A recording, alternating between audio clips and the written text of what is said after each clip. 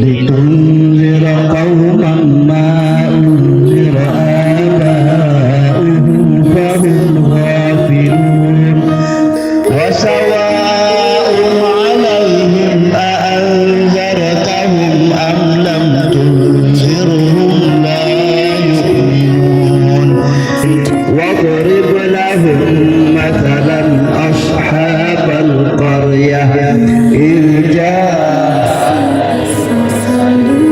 وما أنزل الرحمن من شيء إن أنتم إلا تكذبون ثالث فقالوا إنا dan segala kenangan menyatu dalam waktu yang berjalan.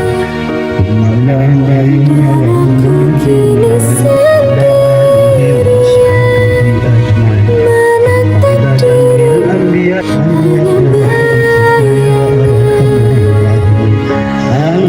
hanya daripada kehilangan. Assalamualaikum warahmatullahi wabarakatuh. Kenapa saya hadir di sini pada hari ini? Karena besok dan lusa mungkin anak-anak mungkin lupa akan kejadian itu. Saya tekankan kepada anak-anak kami, jangan pernah sepele, jangan agak remeh. Ya. Keamanan keselamatan adalah modal kita pada saat berkendaraan. Kalau toh itu belum terjadi, ya tidak apa-apa. Tapi toh terjadi, seperti ini kejadian. Ya Bu ya.